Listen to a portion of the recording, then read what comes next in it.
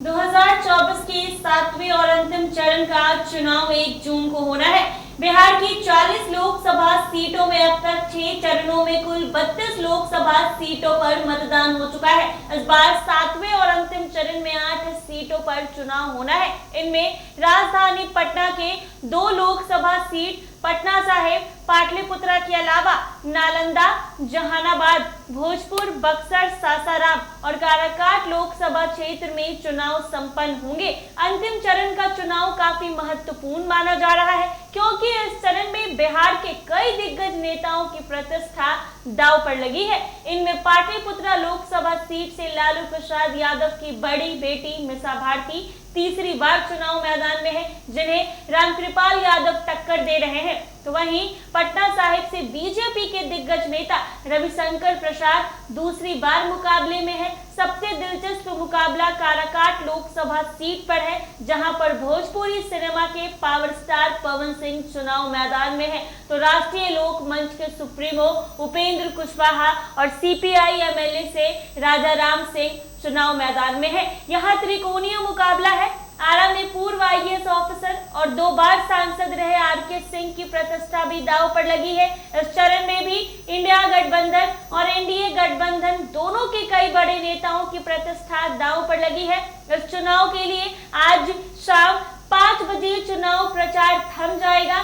शांतिपूर्ण मतदान कराने के लिए चुनाव आयोग ने पूरी तैयारी कर ली है। 7वें चरण में सभी 8 लोकसभा सीट में 134 प्रत्याशी चुनाव मैदान में हैं, जो अपने भाग्य को आजमा रहे हैं। इन 134 प्रत्याशी में से 12 महिला प्रत्याशी हैं, जबकि 122 पुरुष प्रत्याशी चुनाव मैदान में हैं। इनमें 43 प्रत्याशी निर्दलीय हैं, जबकि 23 प्रत्याशी बड़ी पार्टियों से चुनाव मैदान में है। सबसे अधिक नालंदा में 29 प्रत्याशी चुनाव मैदान में है, जो पूरे 40 लोकसभा सीटों में सबसे अधिक प्रत्याशी वाले लोकसभा क्षेत्र हैं। तो सबसे कम सासाराम लोकसभा में मात्र 10 प्रत्याशी चुनाव मैदान में है।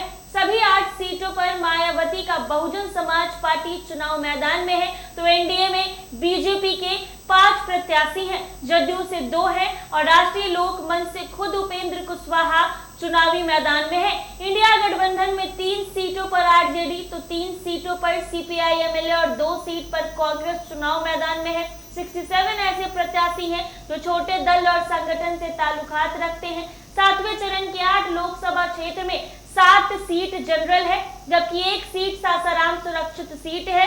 मुख्य रूप से एनडीए गठबंधन और इंडिया गठबंधन में सीधी टक्कर मानी जा रही है। सिर्फ काराकाट में त्रिकोणीय मुकाबला है। सभी 8 लोकसभा क्षेत्र में कुल 1 करोड़ मतदाता अपने मत का प्रयोग करेंगे। इनमें से 85 लाख पुरुष मतदाता हैं, जबकि 70 लाख से ज्यादा महिला मतदाता अपने मत का प्रयोग करेंगी। थर्ड जेंडर मतदाता की संख्या 415 है। इस चुनाव में बार वोटिंग करने वाले 18 से 19 वर्ष के मतदाता की संख्या 2 लाख से ज्यादा है, जबकि 20 से 29 वर्ष के मतदाता की संख्या 32 लाख है। 100 साल से ऊपर 4000 से ज्यादा मतदाता है और 85 वर्ष से ऊपर 1 लाख से ज्यादा है। और दिव्यांग मतदाता की बात करें तो वो भी 1 लाख पार है। चुनाव आयोग की ओर से सभी मतदाताओं को सुरक्षित तरीके से मतदान करने की व्यवस्था की गई है। इन 8 लोकसभा क्षेत्र में सबसे अधिक पटना साहिब में है, यानी 2 लाख से ज्यादा मतदाता है, जबकि सबसे कम जहानाबाद में है।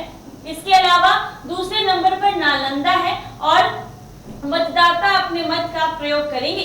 पाटलिपुत्रा लोकसभा में 20 लाख, आरा लोकसभा में 21 लाख, बक्सर में 19 लाख और सासाराम में भी 19 लाख और काराकाट लोकसभा में 18 लाख मतदाता अपने मत का प्रयोग करेंगे।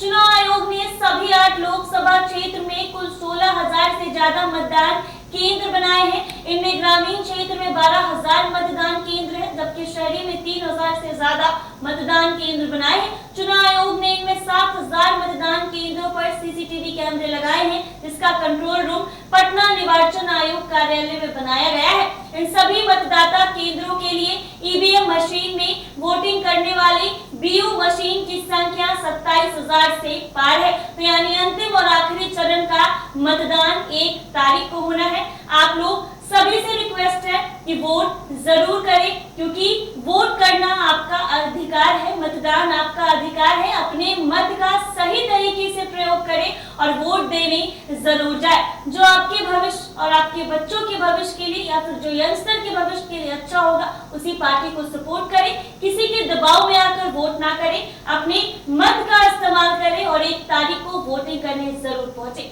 ऐसे ही तमाम अपडेट्स के लिए बने रहें NBC 24।